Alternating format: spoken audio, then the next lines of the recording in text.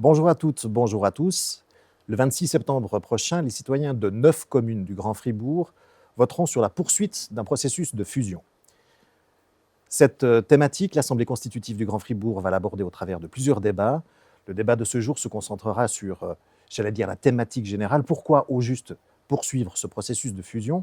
Et pour présenter les enjeux de cette décision politique d'importance, à la fois pour le Grand Fribourg et pour le canton, je reçois Karl-Alex Ridoré. Bonjour. Bonjour. Vous êtes préfet de la Sarine, président de l'Assemblée constitutive du Grand Fribourg. Alors d'abord, la base, quelles sont les 9 communes qui sont impliquées dans ce processus de fusion et qui a choisi ce périmètre? Alors, le choix s'est fait sur une base volontaire. Il y a 4 communes qui ont demandé au Conseil d'État de lancer le processus. Il s'agit de la commune de Fribourg, de Marly, de Corminboeuf et de Givisiez. Elles ont été d'emblée intégrées dans le processus. Ensuite, il y a eu une large consultation et 5 communes sont venues les rejoindre aussi à leur demande. Il s'agit de Granges-Paccot, de Villars-sur-Glâne, de Matran, d'Avry et de Belfaux. Pourquoi au juste un vote consultatif? Pourquoi on n'a pas attendu d'avoir sous les yeux une convention de fusion définitive pour demander leur avis aux citoyens des communes concernées? C'est une question qu'on s'est longtemps posée. On a hésité s'il fallait aller directement jusqu'au bout ou bien faire ce vote consultatif intermédiaire. Finalement, c'est ça qui a primé, essentiellement parce que depuis le début, la volonté de l'Assemblée constitutive, c'est de faire un processus vraiment participatif, pas arriver à la fin devant les citoyens avec juste oui, non à un projet déjà ficelé, mais leur donner l'occasion, à intervalles réguliers, d'intervenir et d'influencer sur le processus. D'un autre côté, les citoyens ne vont pas se prononcer sur des options fermes. Il y a malgré tout des rapports qui ont été produits par l'Assemblée constitutive, mais on n'a pas la certitude que ce qui nous est présenté le 26 septembre figurera dans la convention de fusion. On n'a pas la certitude précisément parce qu'on attend de savoir ce qu'en pensent les citoyens avant de finaliser définitivement le projet. Et c'est bien ça l'enjeu, non seulement de la votation en tant que telle, mais surtout de toute la campagne qui a déjà commencé et qui va maintenant s'intensifier, où l'idée c'est de prendre le pouls de la population et de voir si au niveau du périmètre ou au niveau du contenu du projet, il y a des adaptations qui devront encore être faites dans la dernière ligne droite, je dirais. Ce vote consultatif, qu'est-ce qu'on va en faire? Est-ce qu'il faut partir du principe que les communes qui diront non, s'il y en a le 26 septembre, sortiront du processus de fusion? Alors l'Assemblée constitutive a fixé 4 critères pour examiner les résultats. Tout d'abord, effectivement, le résultat en tant que tel, est-ce que c'est un oui, est-ce que c'est un non, est-ce qu'il est léger ou est-ce qu'il est ample? Le deuxième élément, c'est l'élément du taux de participation. C'est clair que si on a un gros taux de participation, c'est peut-être pondéré de manière différente que si on a une faible participation. La question du contexte est aussi importante, de voir effectivement qu'ont dit les communes voisines. Est-ce qu'il y a des grosses disparités entre les communes qui montrent un signe particulier dans telle ou telle commune? Et puis encore la détermination des communes, c'est-à-dire que chaque commune aura ensuite un délai de 1 mois après le vote pour pouvoir demander formellement la sortie ou non du périmètre de fusion. Et on peut imaginer, par exemple, la création d'enclaves. Admettons, par exemple, qu'Avry-sur-Matran, respectivement Belfaux, vote oui avec Fribourg et Marly. On serait prêt à poursuivre le processus de fusion, quand bien même la commune du Grand Fribourg n'aurait pas de continuité territoriale? Alors, en théorie pure, c'est quelque chose qui est possible, c'est quelque chose qui existe d'ailleurs. La commune d'Estavayer a d'ailleurs des enclaves, notamment en terre vaudoise. Donc, c'est quelque chose qui est théoriquement possible, mais ce n'est évidemment pas le but recherché, d'autant plus que la loi sur l'encouragement aux fusions de communes, qui parle du Grand Fribourg, dit bien qu'on cherche des communes qui sont étroitement liées aussi d'un point de vue urbanistique. Ça fera partie des éléments d'appréciation. Karl-Alex Ridoré, vous êtes bien placé pour le savoir. Les communes du Grand Fribourg collaborent déjà beaucoup en matière de transport public, en matière de culture. Pourquoi au juste faut-il passer par l'étape de la fusion? Précisément parce que ces communes travaillent déjà beaucoup ensemble, elles ont l'habitude de collaborer, les citoyennes et les citoyens, la population a l'habitude de se croiser dans des lieux culturels comme ici à Frisson ou sportifs ou autres, et c'est quelque part l'aboutissement d'une collaboration de nombreuses années, mais à condition que la population ait envie de faire ce pas, et d'où de nouveau ce vote consultatif pour dire « êtes-vous d'accord de poursuivre le processus ?» Le canton milite fort, le Conseil d'État milite fort en faveur de cette fusion du Grand Fribourg en disant que le canton lui-même a besoin d'avoir ce centre pour exister sur la carte de la Suisse, mais au juste pourquoi, on ne comprend pas forcément très bien du point de vue du citoyen du Grand Fribourg. Il faut voir que vraiment, il y a un certain nombre de dossiers, de sujets qui se décident non pas ici à Fribourg, mais à Berne, et là de pouvoir peser sur les différents éléments, notamment en ayant la masse critique pour être inclus dès le départ des discussions dans les négociations et un élément qui peut avoir, sur des questions très stratégiques, une importance cruciale. Je terminerai par une question personnelle. Le 26 septembre, il y a non seulement ce vote consultatif, mais il y a une élection complémentaire au Conseil des États. Vous êtes le candidat officiel du Parti socialiste. On vous imagine mal pouvoir courir 2 lièvres à la fois. Est-ce que vous n'êtes pas en train de progressivement lâcher ce processus de fusion du Grand Fribourg au profit de votre carrière politique personnelle? Alors, c'est une particularité que je partage avec tous les conseillers d'État qui vont se représenter et qui auront aussi effectivement des élections cet automne.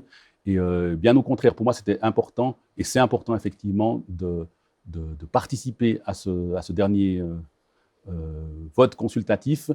La grande chance qu'on a, c'est une des chances de cette pandémie, c'est que le vote aurait dû avoir lieu il y a une année. Donc ça veut dire que maintenant, le dossier est prêt, les argumentaires sont prêts, les éléments sont prêts. Et ce qui reste à faire, c'est aller vers la population. Et c'est ce qu'avec le reste de l'Assemblée constitutive et des différents partis qui se prendront part au débat pour ou contre, je m'apprête à faire. Est-ce que vous ne donnez pas un mauvais signal de cette fusion du Grand Fribourg à 9? Est-ce que vous y croyez encore vous-même?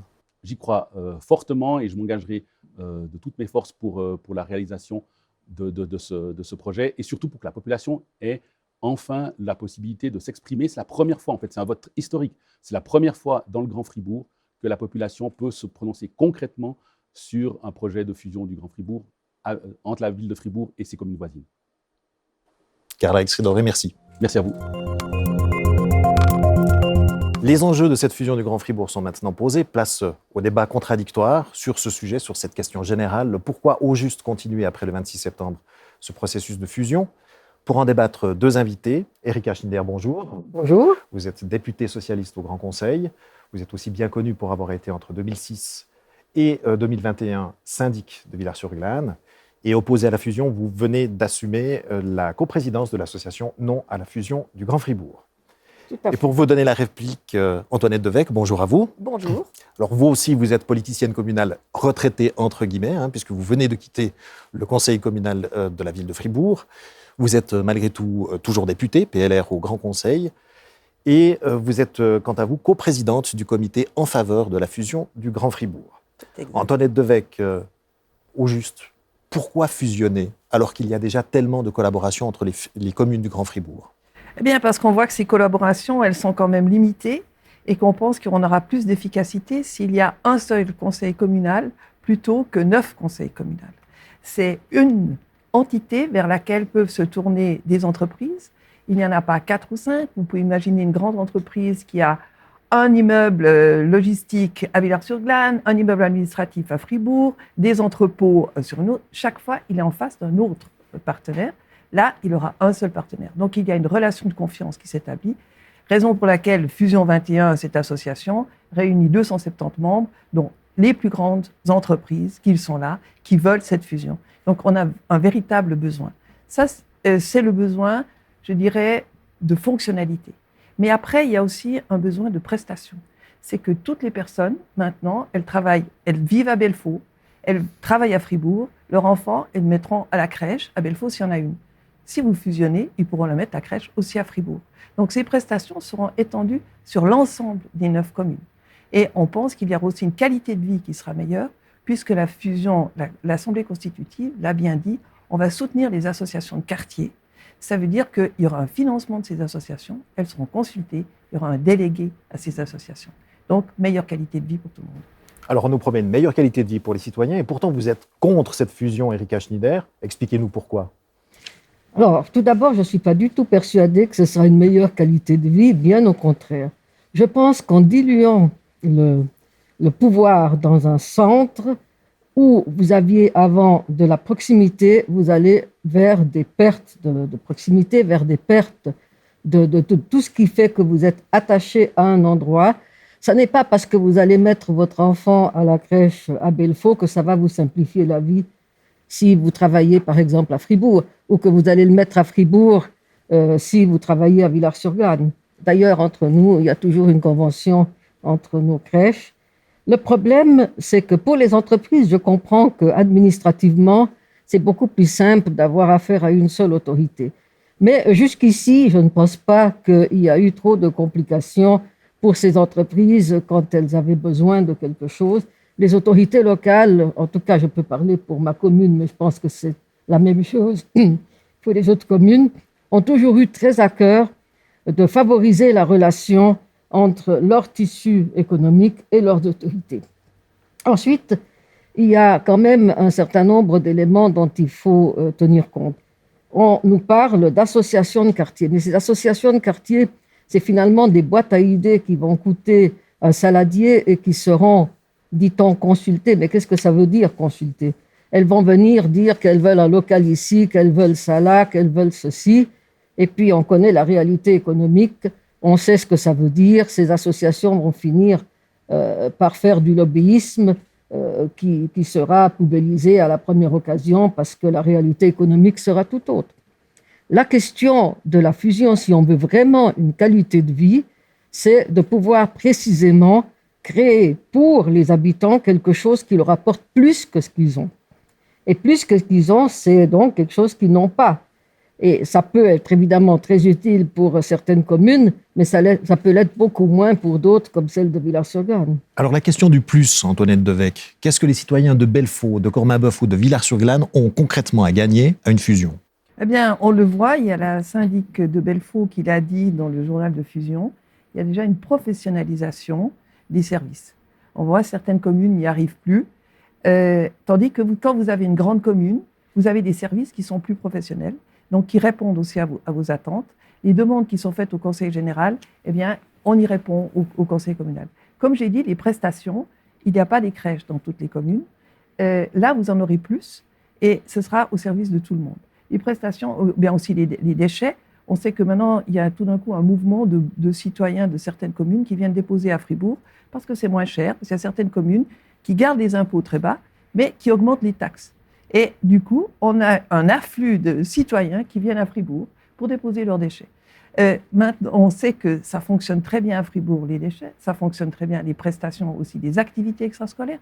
Beaucoup de communes ne les offrent pas. En plus des associations, il y a aussi la vie culturelle. Moi, je suis quand même un peu étonnée de ces personnes qui vivent dans les communes avoisinantes, mais qui viennent, leur vie sociale se fait à Fribourg. Mais les communes du Grand Fribourg collaborent déjà en matière de culture. Pourquoi passer par la fusion alors que cette collaboration, elle fonctionne déjà? Parce que je pense que justement, ça apporte plus, parce qu'il y aura plus de moyens. On parlera d'une commune avec 400 millions. Et puis, certaines communes ne participent pas, par exemple, Coriolis Infrastructure, eh bien, ne participent pas. Il y a 4 communes qui participent à Coriolis Infrastructure. Donc, elles soutiendront mieux. Et je trouve que quand vous avez toute votre vie sociale qui se fait à Fribourg, pourquoi ne pas être dans la ville de Fribourg? Pourquoi se dire, non, moi, je veux rester à Belfaux, alors que mes sociétés auxquelles je participe, ma vie associative, la culture, je la trouve à Fribourg. Alors, c'est vrai qu'il y a Nuitonie, je le conçois, mais Nuitonie, ça fait partie de l'ensemble Équilibre Nuitonie et qui est financé aussi par la ville de Fribourg. Donc, tout ça, c'est simplifié et il y a un conseil communal qui décide et qui est soutenu par un conseil général qui représente l'ensemble de ces communes. Erika Schneider, cette communauté de destin, elle existe déjà. Les gens viennent travailler à Fribourg, les gens ont des activités sociales, sportives et autres.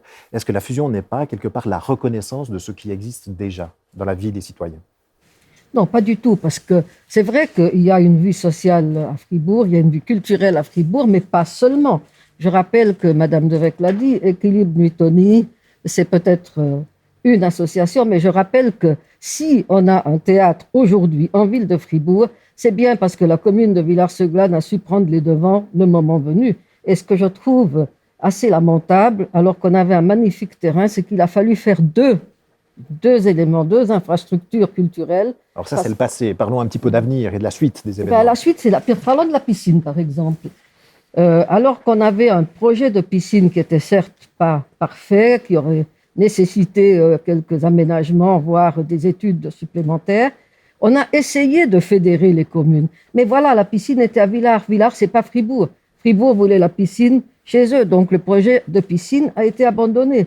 Alors qu'on a eu des discussions sans fin dans le cadre de l'association régionale de la Sarune pour essayer précisément d'amener quelque chose. Alors, si pour la ville de Fribourg, les éléments culturels, sportifs, sociaux doivent se dérouler uniquement au centre, alors pour moi, ça n'est pas de la fusion, c'est de l'annexion. Qu'est-ce que vous répondez à cette accusation, Madame Devecq? Alors moi, je pense tout ne doit pas se trouver à Fribourg, ça doit se trouver à la meilleure place. Et puis, la future piscine, elle va se trouver effectivement aux abattoirs.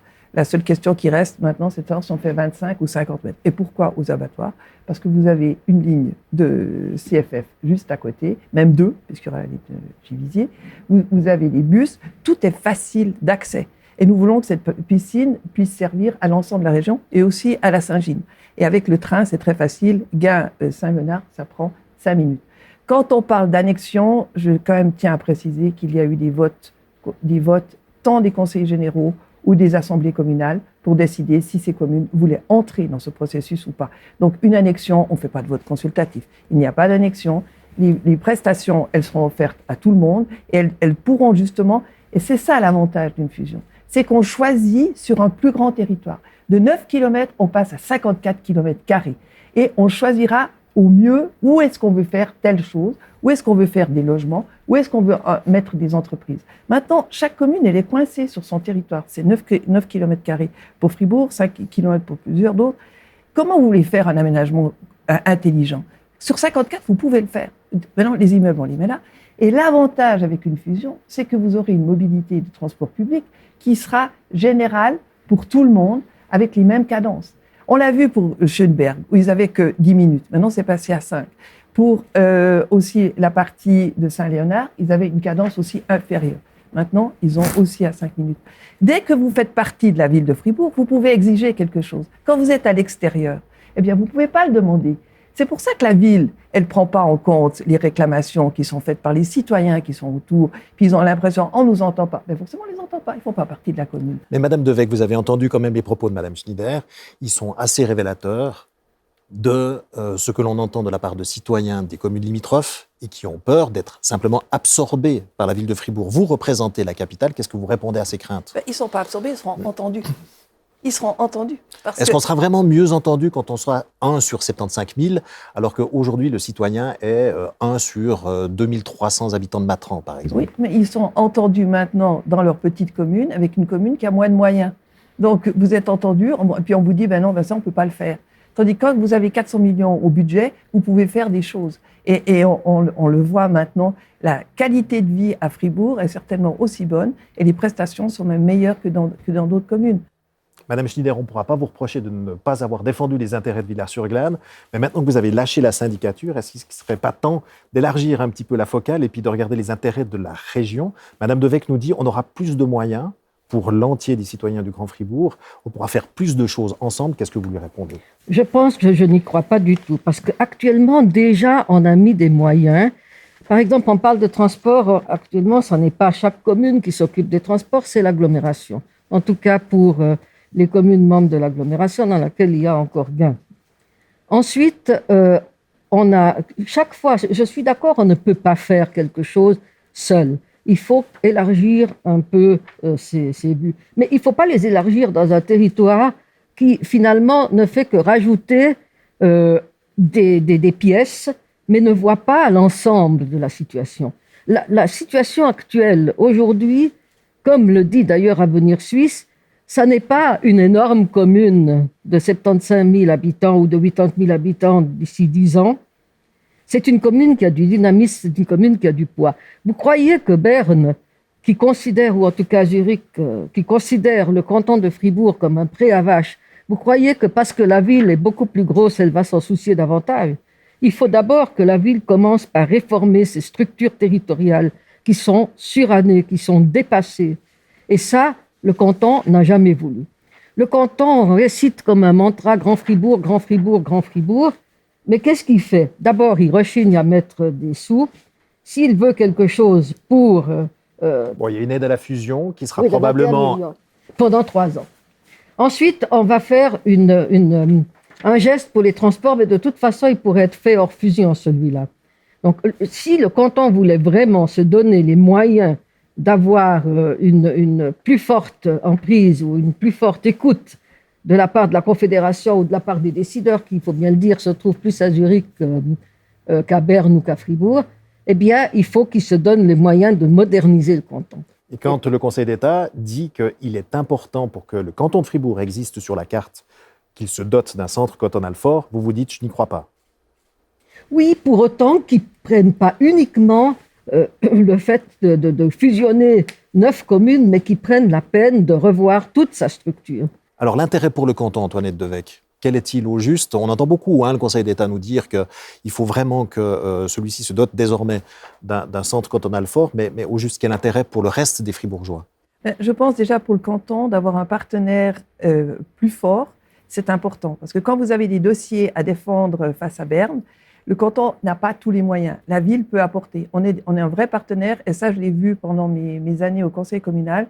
Il y a certains dossiers qu'on connaît mieux parce qu'on est sur le terrain, on est plus proche. Donc, cette vision-là, on l'aura. Et le fait de fusionner, ça montre un dynamisme. Ça montre qu'on est prêt à casser le cadre, à casser les vieilles habitudes, à se dire, on est très bien comme ça, pourquoi est-ce qu'on changerait? Eh bien non, on dit, on va aller vers l'avant. Parce que les réflexions de Mme Schneider, c'est vraiment de rester sur l'acquis, puis non, on ne va pas bouger. Tandis qu'en montrant la fusion, vous dites, on ose quelque chose, on ose faire quelque chose ensemble. Et cet optimisme, il est senti par les entreprises. Quand une entreprise veut s'établir, elle regarde les centres. Et quels sont les centres qui ont la main-d'œuvre, qui sont actifs? Nous avons aussi l'avantage du bilinguisme. Un centre de 75 000, ça attire plus que 9 communes qui arrivent à 75 000. L'entreprise, elle arrive ici, elle fait une campagne sur les 10 centres les plus importants et dit, ah ben Fribourg, on va faire aussi la campagne de publicité. Ah, ça c'est intéressant. Et la ville, en face, c'est un partenaire qui dit, oui, on a des terrains. Oui, vous pouvez venir vous installer. Oui, on a des logements. Maintenant, c'est pas possible. Et d'ailleurs, le développement autour de Fribourg, ça s'est fait comme ça. C'est que les gens venaient pour Fribourg, Fribourg ne pouvait pas les recevoir. Donc, se sont développés, entre autres, à Villars-sur-Glâne. Et rappelez-vous que la bourgeoisie a fait des prix de faveur pour que les entreprises s'installent à Fribourg. C'était une volonté de développer. Et maintenant, c'est un peu dommage parce que c'est ces communes qui veulent étouffer la ville en ne lui permettant pas, justement, de faire ensemble le futur de Fribourg, c'est la fusion. D'un autre côté, une facilité à capter des subventions fédérales, est-ce que ça fait vraiment rêver? Est-ce que ça peut être vraiment la tension, la motivation d'un projet de fusion à 9? Je n'ai pas parlé de subventions fédérales. C'est ce que nous dit le Conseil d'État notamment. On existera davantage pour les pouvoirs d'agglomération. Ce n'est pas les subventions, c'est aussi les projets. C'est de maintenir la ligne de CFF qui passe à Fribourg et qui ne passera pas au pied du Jura. C'est d'avoir ce pouvoir-là face à différents projets. Quand il y a des centres de la Confédération qui doivent s'installer, on en a perdu un, vous vous rappelez, le tribunal administratif, ce qui était vraiment très dommage parce qu'on avait tout pour Fribourg. Si vous avez une ville de 75 000, eh bien vous attirez mieux. Et puis j'aimerais rajouter quelque chose parce que je pense que c'était une phrase très véridique dite par le syndic de Villars-sur-Glâne en session du Grand Conseil. Ne vous demandez pas ce que le centre cantonal peut faire pour vous, mais demandez-vous ce que vous pouvez faire pour le centre cantonal. On dirait JFK. Qu'est-ce que vous répondez? C'est ça, c'est JFK qui l'a dit. Qu'est-ce que vous répondez, Mme Schneider? Je réponds encore une fois que plus j'écoute Mme Devecq, plus je vois Fribourg, la ville, je veux.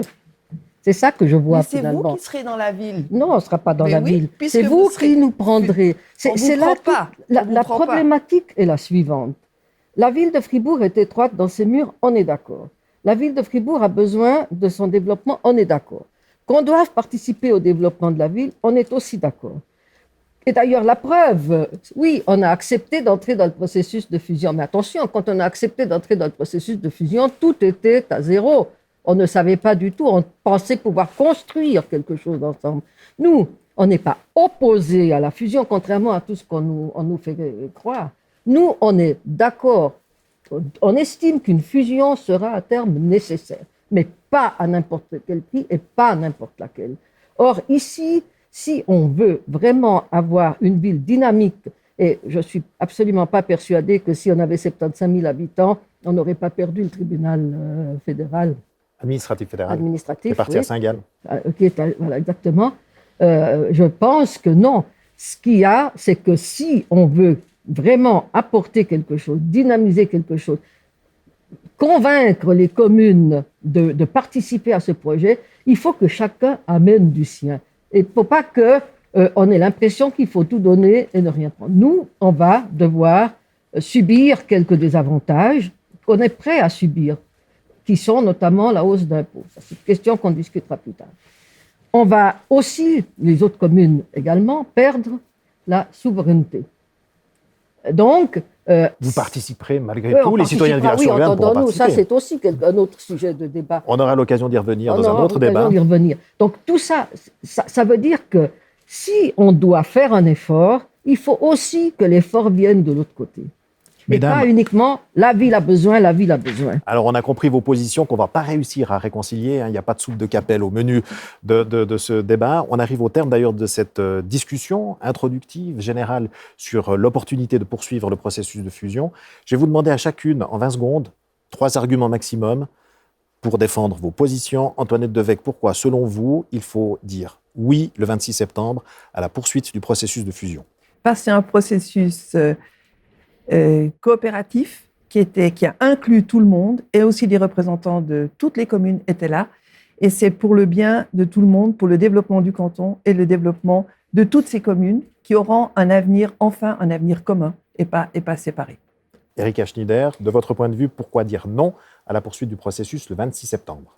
Ça n'est pas un processus participatif, c'est un processus imposé. On n'a pas tenu compte des différentes remarques qui ont été faites au cours des consultations. Ensuite, c'est un processus dont on ne voit pas très bien la finalité. Il va coûter extrêmement cher. On nous dit certaines choses, mais on ne nous dit pas exactement où on va arriver avec notamment le taux d'impôt, notamment avec tout ce qui est prévu, la liste du Père Noël, de tout ce qu'on va mettre en place. On ne va pas fusionner les communes, on va créer une nouvelle commune. Mesdames, merci pour cette discussion Merci. de fond. Merci Le verdict, à vous. c'est les citoyens des 9 communes du Grand Fribourg qui l'apporteront le 26 septembre. Merci pour ce débat.